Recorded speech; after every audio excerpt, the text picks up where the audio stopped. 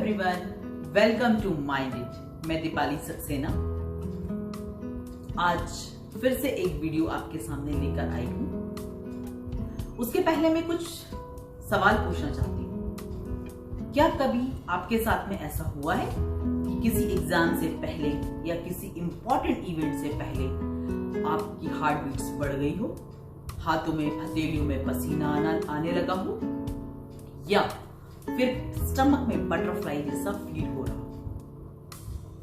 अगर ऐसा होता है तो घबराने की जरूरत नहीं है, क्योंकि आप जैसे हजारों लोगों के साथ नहीं होता है। असल में ये किसी इवेंट से होने की पहले की तैयारी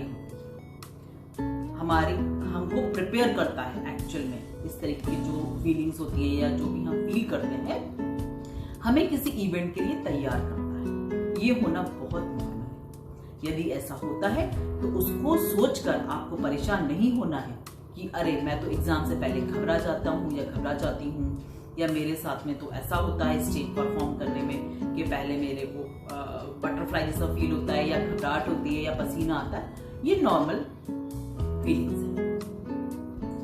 जितनी फास्ट ये फीलिंग्स आती हैं उतनी ही फास्ट जैसे जैसे ये इवेंट होते जाते हैं वो फीलिंग्स ऑटोमेटिकली आपकी कम होती जाती है, घबराहट कम होती जाती है, पसीना भी धीरे धीरे कम आने लग जाता है, और उसके बाद में बटरफ्लाई जैसा आप जो फील करते हैं वो भी आपको नॉर्मल लगता है, हार्ट बीट्स भी नॉर्मल लगती है। लेकिन ठीक इसके अपोजिट, कोई बिना कारण के, विदाउट एनी रीजन, अगर आपको ऐसा होता है, उसका कोई रीजन नहीं है, फिर भी यदि आप कंटिन्यूसली ऐसा फील करते हैं तो फिर थोड़ा सा अलार्मिंग हो सकता है, हमें अलर्ट होने की जरूरत है। जी हाँ, ये एंजाइटी डिसऑर्डर के सिम्टम्स हो सकते हैं। जी सही समझा आपने। तो जो मेरा आज का टॉपिक है वो है एंजाइटी डिसऑर्डर, जिसके बारे में मैं आज डिस्कस करने जा रही हूँ कि वो क्या होता है और क्या रीजंस हो सकते हैं और उसको ट्रीट कैसे कर सकते हैं। लोगों को बोलते हुए सुना है एंजाइटी हो रही है, एंजाइटी हो रही है।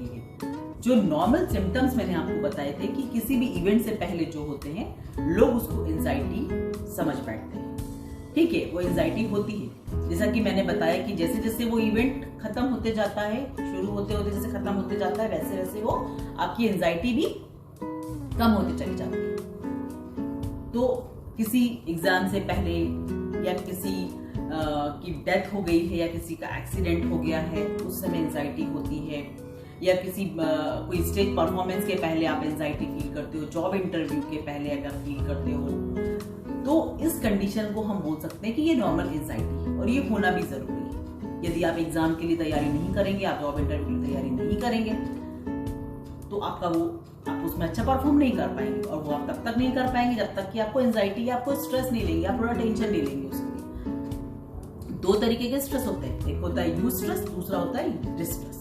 यूज स्ट्रेस जरूरी होता है, अगर यूज स्ट्रेस नहीं होगा तो हम उस काम को नहीं करेंगे। डिस्ट्रेस जो होता है, जो मैंने आपको बताया कि अननेसेसरी होता है, विदाउट एनी रीजंस होता है, तो फिर ये कहीं ना कहीं साइकोलॉजिकल और फिजिकल इससे बीमारियां हो जाती हैं। तो ये तो थे नॉर्मल एंजाइटी के सिम्टम्स। अब हम बात करते हैं एंजाइटी डिसऑर्डर्स के सिम्टम्स क्या होते हैं। लोगों के सामने जाने से डर लगना, लोगों को फेस करने से डर लगना, लिफ्ट में जाने का डर कि क्या पता लिफ्ट बीच में बंद ना हो जाए, हम इससे बाहर निकल सकेंगे या नहीं, एकदम एक्सट्रीम सनक की हद तक सफाई करना, जब तक वो नहीं करेंगे उनको अनईजी फील करते रहेंगे। नॉर्मली साफ सफाई सभी करते हैं, लेकिन बहुत ज्यादा ओवर करना, बार बार चीजों को ठीक करते रहना, और या फिर ये मान बैठना कि आप मरने वाले हैं, हार्ट बीट जो है बहुत ज्यादा उसमें बढ़ोतरी होना, बहुत ज्यादा पसीना आना, हार्ट में या छाती में खिंचाव महसूस करना, फालतू की चिंता करना, जिन चीजों के सॉल्यूशंस हैं उनके बारे में भी परेशान होते रहना, बार बार उन चीजों के बारे में सोचना, पुरानी चीजों के बारे में सोचते रहना, पुरानी जो चीजें हो चुकी होती हैं उनके बारे में बार बार सोच सोच के परेशान।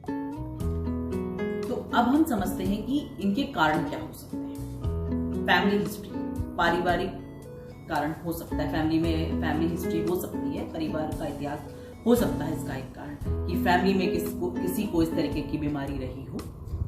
दूसरा इसका कारण है तनावपूर्ण घटनाएं, किसी का एक्सीडेंट हो जाना या घर में कुछ लड़ाई झगड़े होना, इस तरीके से कोई स्ट्रेस वाले जो माहौल होते हैं उससे एंजाइटी हो सकती है, एंजाइटी डिसऑर्डर डिसऑर्डर हो सकता है।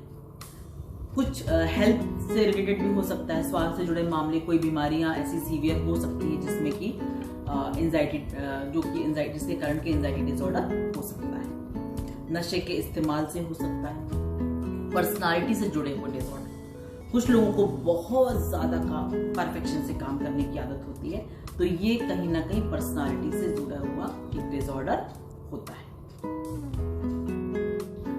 अब हम जो एंजाइटी डिसऑर्डर है उसके टाइप्स के बारे में बात करें, तो सबसे पहला जो इसका टाइप है वो है जनरलाइज्ड एंजाइटी डिसऑर्डर। इस डिसऑर्डर के अंतर्गत जो पेशेंट होता है वो बहुत ज्यादा घबराहट फील करता है, अलग अलग सिचुएशंस में जो भी होती है उसके लाइफ में सामने आती है तो बहुत ज्यादा घबराया हुआ रहता है। उसको पता होता है कि वो ये चीज कर सकता है, फिर भी वो उसकी जो घबराहट है वो बरकरार रहती है।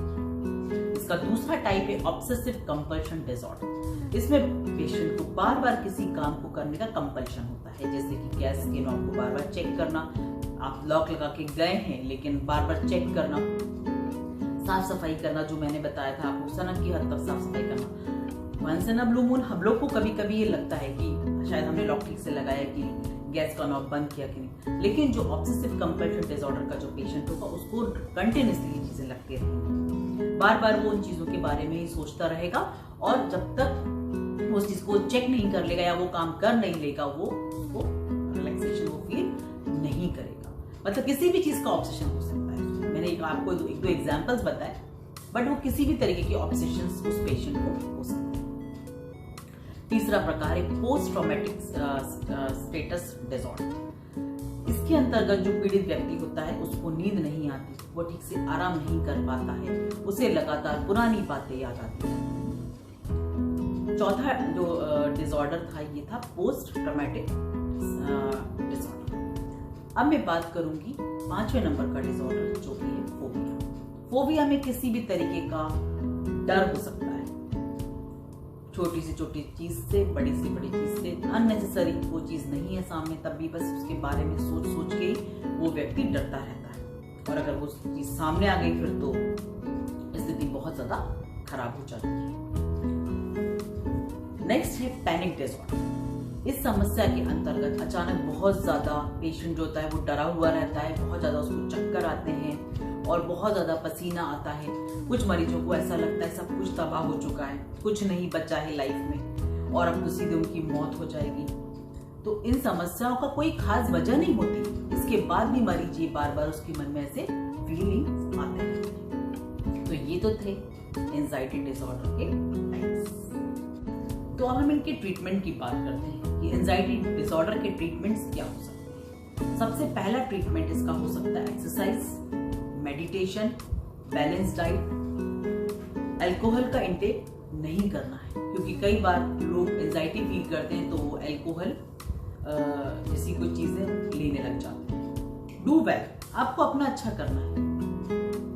आगे क्या होता है, रिजल्ट्स क्या होते हैं, आप उसका बॉदर ना करें, आपको सिर्फ अपनी ड्यूटी करना है, उसके बारे में ना सोचें, क्योंकि हर चीज परफेक्शन से नहीं हो सकती है। जो कर रहे हैं आप बस उसको अच्छी तरीके से वो चीज हो सकती है।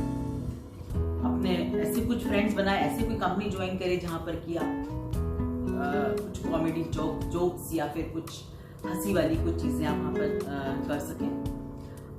पॉजिटिव एटीट्यूड रखना बहुत जरूरी है। नेगेटिव जो भी चीजें उनको पॉजिटिव एटीट्यूड में कन्वर्ट करना बहुत जरूरी है अपनी एंजाइटी को कम करने के लिए। ट्रिगर्स को पहचानें कि एंजाइटी के ट्रिगर्स क्या है, किस सिचुएशन में आपको एंजाइटी होती है, उन ट्रिगर्स को कंट्रोल करना जरूरी है। अपने दोस्तों से बात करें, ऐसे लोगों को ढूंढें अपनी कम्युनिटी में, अपनी सोसाइटी में, जिनके साथ कि आप अपनी एंजाइटी को कम कर सकें, उनके साथ में आपको सपोर्ट मिल सके और लोग रोज आप उनके साथ में अपनी चीजें शेयर कर सकें। तो इस तरीके से आप अपने एंजाइटी को कंट्रोल कर सकते हैं।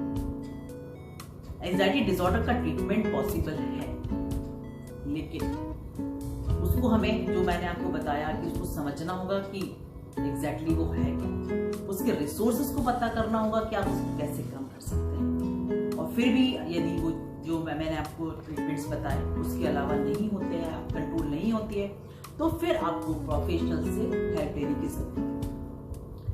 जैसा कि मैं अपने पहले वीडियो में भी बोल चुकी हूँ कि हमको बड़ी से बड़ी बीमारी हो जाती है, चाहे कैंसर हो, चाहे हार्ट की कोई बीमारी हो, हम उसको बहुत कॉन्फिडेंस के साथ में बोलते हैं कि मुझे ये प्रॉब्लम है, मैं ट्रीटमेंट करा रहा हूँ या मैं करा रही हूँ। लेकिन मेंटल जो प्रॉब्लम्स होती हैं उनको हम बहुत इग्नोर करते हैं, जो कि बहुत इंपॉर्टेंट है हमारी लाइफ में। हमें उसको इग्नोर नहीं करना है। यदि आपको किसी फिजिकल प्रॉब्लम के लिए डॉक्टर के पास जाने में शर्म नहीं आती, आप कॉन्फिडेंट रहते हो, तो मेंटल प्रॉब्लम के लिए भी आपको शर्म नहीं करना है। ये बहुत इंपॉर्टेंट रोल प्ले करती है आपकी लाइफ में, आपकी मेंटल हेल्थ। तो यदि इस तरह की कोई चीजें होती हैं, without any hesitation you have to take help from the professional, right professional. तो डेफिनेटली आपकी जो प्रॉब्लम्स है वो रिजॉल्व हो जाएगी। आई होप इस वीडियो के माध्यम से मैं कुछ हेल्प करने में सक्सेस रही हूँ। और जिन्होंने भी मेरा वीडियो अभी तक सब्सक्राइब नहीं किया है तो प्लीज मेरे वीडियो को सब्सक्राइब करिए, लोगों के साथ में शेयर करिए। हो सकता है किसी को मेरी कोई चीज, एक चीज कई बार हमको बहुत जल्दी क्लिक करती है और उससे हम कुछ ना कुछ फायदा उठा लेते हैं। तो आप लोगों के साथ में भी ऐसा हो सकता है कि मेरे आने वाले वीडियोस में या मेरे पिछले वीडियोस देखेंगे उसमें आपको कुछ ऐसी चीजें मिल सकती हैं जो कि आपके लिए हेल्पफुल हो। मेरे जो वीडियोस होते हैं वो मैं प्रेजेंट जो सिचुएशंस होती हैं, जो चल रहा होता है, उसी के बेस्ड में कोशिश करती हूँ बनाने की। और इसके अलावा यदि आप लोग को लगता है कि और कुछ टॉपिक्स पे, मुझे साइकोलॉजिकल टॉपिक्स पे वीडियोस बनाना चाहिए, जो मेरे टॉपिक्स होते हैं वो कहीं ना कहीं मेंटल हेल्थ से कनेक्टेड होते हैं या साइकोलॉजिकली होते हैं, तो इनसे कनेक्टेड टॉपिक आप मुझे YouTube के कमेंट बॉक्स में सजेस्ट कर सकते हैं या मुझे आप मेल कर सकते हैं mindit.dipali@gmail.com पर। तो मैं उन टॉपिक्स पर भी कोशिश करूंगी वीडियोस बनाने की। Thank you very much, see you soon.